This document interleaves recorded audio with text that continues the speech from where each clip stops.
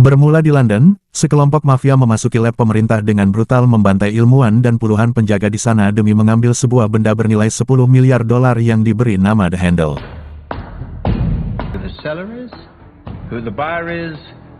Atas insiden itu Kepala Menteri Nathan mengutus seorang intelijen bernama Nathan untuk mengambil kembali benda itu termasuk menemukan siapa penjual dan pembeli benda yang dinamai The Handle tersebut. Karena misi kali ini cukup beradrenalin, sehingga Nathan berniat menyewa seorang yang ahli dalam hal ini dan tak pernah gagal dalam misinya meski sesulit apapun. Yang tak lain beliau adalah jagoan kita Jason Statham alias Orson, yang kadang memakai pemanis buatan. Kepala Menteri seketika emosi karena Orson terbilang mahal dalam menjalankan misinya yang harus menggunakan fasilitas mewah seperti jet pribadi dan minuman anggur mahal. Namun meski pada akhirnya, Kepala Menteri setuju setelah Nathan berupaya keras bahwa hanya Orson yang mampu menyelesaikan misi yang bahkan tak bisa dijalankan orang lain. Cerita beralih ke Maroko, yang mana Orson sedang berlibur dikejutkan kedatangan Nathan yang secara tiba-tiba. Tanpa basa-basi Nathan dengan tujuannya ingin menyewa Orson dalam sebuah misi dengan imbalan yang cukup fantastis. Singkat cerita mereka terbang ke Madrid untuk memulai misinya. Setiba di sana Orson disambut oleh dua rekan barunya bernama J.J. Davis dengan kemampuan yang serba bisa di berbagai bidang terutama sniper, sementara Sarah Fidel yang berkemampuan ahli di bidang peretas. Misi dimulai pada sebuah bandara yang mana mereka harus mengambil hard drive dari seorang kurir bernama Baker dan mencari tahu siapa pembelinya. Setelah 3 jam mereka di posisi dengan tugas masing-masing dengan 2 anggota tambahan yakni bernama Jen dan Marsha. Tak lama tibalah si kurir, yang dengan keahlian Sarah ia meretas ponsel Baker dengan mengirim pesan palsu yang mengarahkannya ke sebuah kedai kopi. Lantas Orson dan Davis berpencar untuk menangkapnya di sana. Sementara Sarah yang belum menyadari saat hilang kontak dengan Jen, lantas Sarah menyuruh Marsha untuk memasang pelacak pada Tuan Baker, namun hal yang sama terjadi pada Marsha yang mana ia juga dilumpuhkan oleh orang tak dikenal. Sarah yang ahli dalam bidangnya seketika menyadari ada kejanggalan pada tampilan layar monitornya, sehingga membuat Orson dan Davis curiga bahwa ada tim lain di sana dengan misi yang sama. Sarah yang sudah mengetahui ada peretas lain, Orson seketika yakin bahwa pelaku itu adalah John, seorang peretas handal dan merupakan rekan Orson sebelumnya yang saat ini bekerja pada Mike. Lantas Orson merubah rencana untuk keluar dari sana bersama Davis, sementara Sarah yang sudah selesai dengan masalah komputernya melanjutkan pemantauan melalui CCTV, sehingga Orson dapat dengan mudah melumpuhkan 2 anggota Mike yang ingin menyergapnya.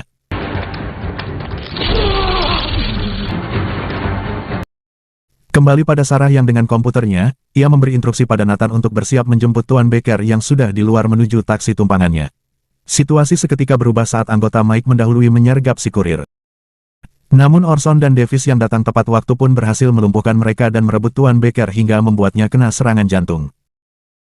Sementara dalam perjalanan anak buah Mike terus mengejar dan menghadang jalan mereka, sehingga sekali lagi Sarah menunjukkan skillnya dengan mengcopy isi drive tersebut. Sebelum ajal tiba, Baker meminta pada Nathan untuk menyelamatkan istrinya dengan menggantikannya menemui si pembeli di sebuah kafe, karena faktanya, si pembeli drive tersebut belum tahu wajah Baker. Di saat yang bersamaan, drive selesai dikopi dan pintu mobil mereka berhasil dibuka paksa oleh anak buah Mike. Nathan pun memberikan drive yang diminta Mike, meski begitu mereka tak akan bisa menggunakan drive tersebut karena untuk menggunakannya harus dibuka dengan kunci data yang diacak. Sore itu mereka menemui si pembeli di sebuah kafe bernama The Duchess. Dengan kemampuan IT-nya, Sarah berhasil melacak pria tersebut bernama Ben Harris. Orson yang sudah tak asing pun mengatakan bahwa ia merupakan pengacara Greg Simmons seorang miliarder pemasok senjata ilegal ternama, sehingga menurutnya mustahil ditangkap karena selalu menggunakan Ben Harris dalam setiap transaksinya. Namun Sarah mendapat informasi baik mengenai Simon yang mana ia akan mengadakan sebuah acara penggalangan dana amal di Cannes, Prancis. Diketahui ia juga menyukai anak yatim piatu dan mengidolakan seorang bintang film bernama Danny Francesco. Selanjutnya mereka terbang ke Los Angeles tanpa sepengetahuan Nathan yang sebelumnya akan menuju Prancis. Tujuan mereka ke sana untuk menjemput Danny Francesco yang akan dijadikan umpan untuk bisa masuk menghadiri acara amal yang akan diadakan oleh Simon. Setiba di sana, Sarah memanfaatkan seorang produser terkenal bernama Saul yang telah ia ketahui rahasia buruknya. Sarah meminta Saul membujuk Danny untuk menghadiri acara penggalangan dana amal yang diadakan Simon dengan iming-iming janji 5 kontrak film. Tak hanya itu, Sarah juga memiliki rekaman perselingkuhan Danny dengan saudari iparnya, sehingga Danny yang merasa terancam pun menuruti permintaan Orson untuk pergi ke acara Simon bersamanya.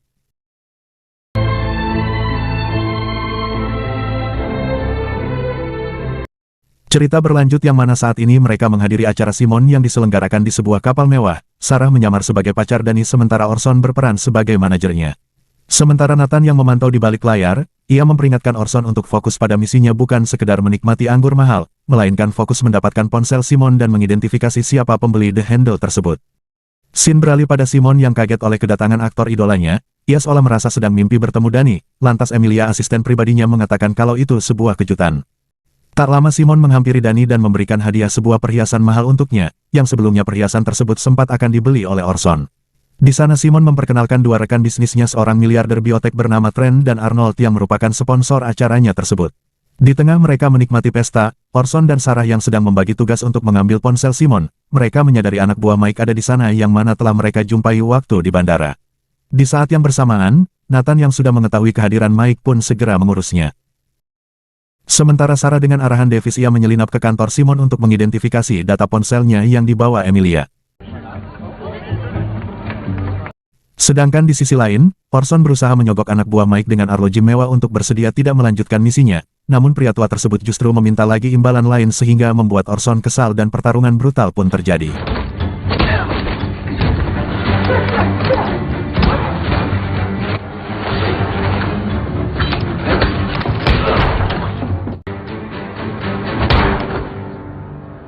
Setelah masing-masing selesai dengan misinya, mereka pun kembali ke dalam pesta. Simon yang sedang berbincang dengan Dani dan Sarah, menawarkan liburan di sebuah villa miliknya yang berada di Turki akhir pekan. Tak lama datang beberapa teman Simon yang juga sangat mengidolakan Dani. Terlihat setelah selesai diperkenalkan oleh Simon, mereka meminta Dani foto bersama. Hingga tak lama kemudian muncul Orson dan segera mengajak Dani begitu juga Sarah untuk pergi dari sana. Congratulations team, a successful evening. Sementara Nathan dan Davis yang telah selesai menguping pembicaraan Simon dengan Alexander pun melaporkan pada Kepala Menteri. Yang mana Alexander telah melakukan penjualan senilai 10 miliar US dollar, dan Simon hanya sebagai perantaranya, dan belum diketahui kepastiannya tentang The Handle atau bukan. Keesokan paginya mereka pun menyusun rencana untuk menyusup ke rumah Alexander, yang bertujuan menginstal perangkat lunak ke dalam komputernya sehingga memudahkan Nathan dan timnya mencari tahu tentang transaksi apa yang telah Alexander jalankan, karena faktanya, informasi tentang The Handle belum diketahui kepastiannya. Singkat cerita malam pun tiba, Orson yang sudah berhasil menyusup pun memasang gas bius yang dihubungkan melalui sirkulasi saluran AC yang membuat seluruh penghuni dalam rumah tertidur pulas, sehingga membuat Orson aman dengan leluasa masuk dalam rumah. Begitu sampai di kamar Alexander yang sedang tertidur pulas, justru dengan santainya, si Orson pemanis buatan ini menyempatkan nonton acara TV debat Capres. Saya bersedia Pak Anies, mengundang Pak Anies. Sehingga membuat Sarah yang lumayan cerewet pun kesal dan menyuruhnya untuk segera menyelesaikan misinya. Meski tetap dengan caranya yang santai, sebelum melakukan penginstalan pada komputer Alex, Orson terlebih dahulu mengambil semua perhiasan dan barang berharga yang ada, yang karena hal ini bertujuan agar seolah telah terjadi perampokan.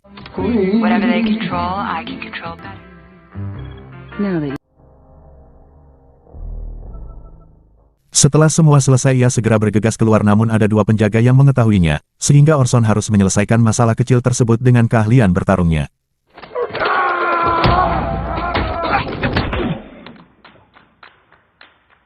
Namun sialnya hingga sejauh ini mereka pun belum mendapat informasi apapun mengenai The Handle dan transaksi yang sedang dijalankan Alex meski telah berhasil membuka laptopnya. Akan tetapi ada satu nama dan petunjuk yang mereka dapat dari percakapan Simon melalui ponselnya yang telah mereka sadap, yang mana ia sedang berbicara dengan Kasim orang Libya yang memiliki markas di Antalya. Kasim mengatakan unggas Vol akan terbang dalam 72 jam, yang setelah dianalisa dengan kecerdasan Sarah, bahwa Vol akan terbang ke Turki. Selanjutnya mereka pergi ke Turki melacak Kasim, dan Sarah tetap pada rencana, ia pergi bersama Dani mencari tahu transaksi apa yang Simon jalankan sekaligus memenuhi undangan Simon untuk berlibur akhir pekan di villa miliknya. Setibanya di Antalya, mereka disambut langsung oleh Simon dan membawa mereka menuju garasi koleksi mobil mewahnya. Di sana terlihat jelas Dani yang begitu takjub dengan mobil yang pernah ia kemudikan waktu syuting film, yang mana mobil tersebut telah sangat lama Dani idam-idamkan, bahkan dari seluruh mobil yang pernah ia pakai waktu syuting hanya mobil tersebutlah yang sangat Dani ingin miliki. Di sisi lain, Simon yang begitu mengidolakan Dani pun dengan cuma-cuma memberikan mobil tersebut padanya, lantas mereka pun bersenang-senang dengan memacu mobil tersebut.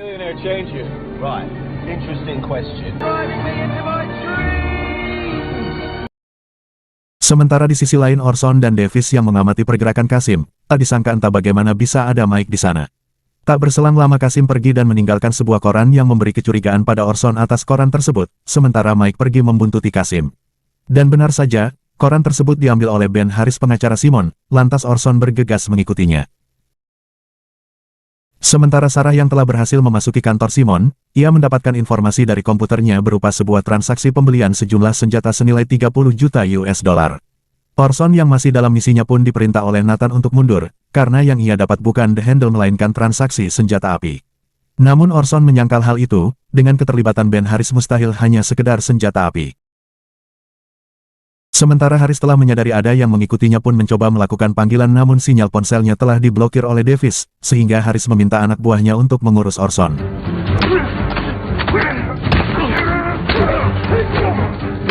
Setelah pergelutan selesai, Orson melakukan pengejaran terhadap Haris yang menggunakan motor sehingga memudahkannya melarikan diri.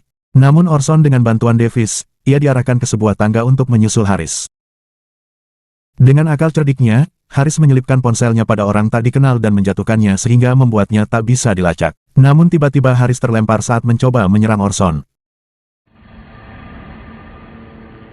Saat mereka kumpul di markas, Nathan mengkonfirmasi pada Kepala Menteri bahwa berkas yang Sarah dapat dari komputer Simon merupakan sebuah kunci untuk membuka The Handle. Kepala Menteri menjelaskan bahwa The Handle merupakan sebuah kecerdasan buatan atau disebut AI, yang dapat meretas apapun termasuk program kecerdasan buatan lain, yang bahkan itu bisa meluncurkan serangan nuklir. Sebagaimana yang telah mereka ketahui bahwa Alexander akan menjual The Handle seharga 10 miliar dolar dengan Siemens sebagai perantara, yang mana telah diketahui dari petunjuk yang mereka dapat bahwa transaksi dilakukan oleh Haris yang akan dijemput anggota Alexander pukul 9 di sebuah hotel bernama Amara, sementara Haris sendiri yang sudah tewas karena terjun bebas, sehingga Orson berniat menggantikannya karena ia tahu bahwa pihak Alex belum mengetahui wajah Haris, yang mana Sarah hanya perlu merubah suara Orson sebagai Haris saat melakukan percakapan melalui ponsel, termasuk percakapan dengan Simon untuk mendapatkan kode sandi The Handle pada saat transaksi. Selanjutnya Orson dibawa oleh Kasim ke suatu tempat dan Davis mengikutinya dengan pelacak yang sudah terpasang di mobil. Setibanya di lokasi, Davis bersiap dengan senjatanya dan melakukan pengawasan. Orson yang sedang transaksi, ia menghubungi Simon untuk meminta kode sandi dengan suara Orson yang sudah dirubah oleh Sarah. Sementara anak buah Simon yang mencurigai keamanannya telah dibobol pun mencoba mencari tahu pelaku tersebut. Di saat yang bersamaan ketika Orson telah mendapatkan sandinya dan transaksi telah dikonfirmasi, di saat itulah anak buah Simon mengetahui telah ada penyusup, sementara Danny mengambil kunci mobil untuk bersiap kabur sebagaimana telah diberitahu Sarah bahwa situasi mulai tidak aman, dan di saat itu pula anak buah Alexander yang pernah dilumpuhkan di rumahnya telah menyadari bahwa Orson bukanlah Haris, sehingga membuat situasi seketika menjadi kacau.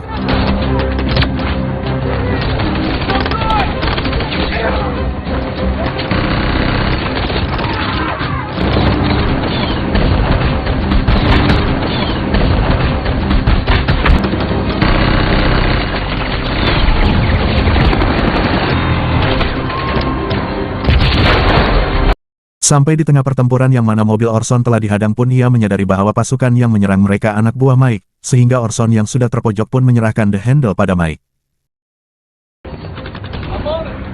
Go on, it's yours. You're not taking. Tak hanya itu, Mike bahkan mengeksekusi seluruh orang Ukraina tersebut dan juga ingin menghabisi Orson. Selesai dengan kekacauan tersebut, Orson dan Davis segera pergi dari sana berniat mengejar Mike.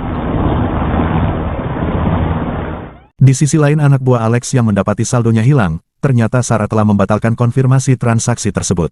Setelah Sarah selesai dengan tugasnya dan Danny yang sudah menunggu di garasi mobil, lantas dengan segera mereka kabur dari sana.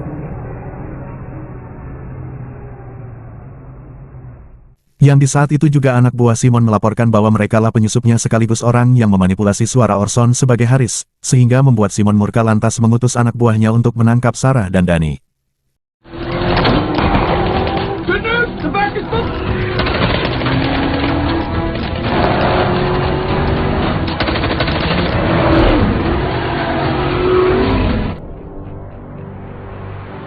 Orson yang mengetahui Sarah sedang diburu anak buah Simon, lantas ia putar arah dan berniat membantunya. Tepat setelah Sarah keluar dari terowongan, yang saat itulah Orson meluncurkan roket dan seketika menghancurkan mobil anak buah Simon. Selanjutnya mereka berempat pergi dengan helikopter, tak berselang lama Nathan mengabarkan informasi dari Nathan bahwa Mike tak bekerja untuk pemerintah manapun, yang artinya Mike ingin mendapatkan The Handle untuk kepentingan pribadi. Oleh sebab itu Orson kembali ke tempat Simon karena ia punya ide yang dapat membuat Simon bersedia bekerja sama dengannya. Setelah tiba di tempat Simon dan bicara panjang lebar, akhirnya Simon bersedia kerja sama dengan mereka dan memberitahu identitas pembelinya yang ternyata adalah Trent dan Arnold. Mereka bekerja sama dengan Mike dan akan menggunakan The Handle untuk menghancurkan sistem perbankan dunia, sehingga membuat mata uang tak berguna kecuali emas. Karena itulah sebabnya Trent dan Arnold membeli emas senilai 40 miliar US dollar. Dengan informasi tersebut, lantas Orson meminta pada Simon untuk membawanya pada mereka dan merebut The Handle. Meski sempat menolak, namun pada akhirnya Simon bersedia atas bujukan Danny. Selanjutnya saat malam tiba mereka melangsungkan misinya, Simon bersama Danny yang saat ini telah berada dalam ruangan Trent dan Arnold yang juga ada Mike di sana. Sementara Sarah bertugas menerbangkan drone untuk mengintai area sekitar, sedangkan Orson bergerak maju melumpuhkan musuh satu persatu dengan dibantu Davis yang mana sebagai sniper untuk perlindungan Orson. I have the two on the right.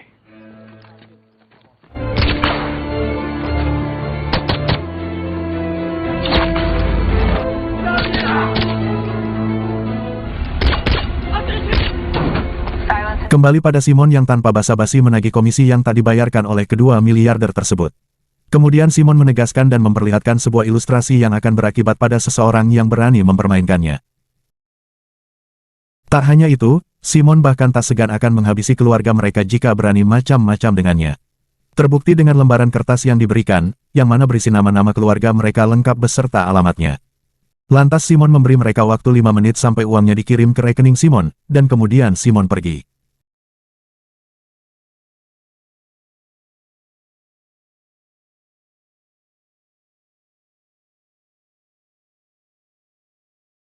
Di saat yang bersamaan, Orson berhasil melumpuhkan seluruh penjaga yang ada dalam gedung, sehingga membuatnya semakin dekat dengan ruangan mereka. Kedua miliarder tersebut terlihat panik, sementara Mike mencoba meyakinkan mereka bahwa ancaman Simon hanyalah gertakan, yang justru itu membuat si miliarder memutus hubungan bisnis dengan Mike, yang pada akhirnya terjadi saling bunuh.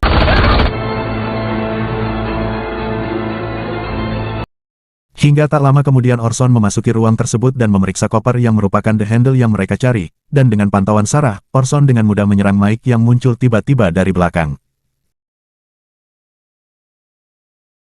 Setelah The Handle berhasil didapatkan, selanjutnya mereka pergi ke Doha, Qatar. Sesampainya di sana Nathan terlihat senang atas keberhasilan misinya. Nathan juga mengabarkan bahwa ada misi lagi yang bayarannya jauh lebih mahal, namun Orson menolak misi tersebut dan memilih untuk berlibur. Kemudian Orson memberikan koper tersebut dan mereka pergi. Enjoy the snow, enjoy the beaches. It's all on me, as long as you're back in 36 hours. Di akhir cerita terlihat Danny sedang syuting film, yang mana juga terlihat Simon sebagai sutradaranya. No, that was not my best take. Did you like that one? No.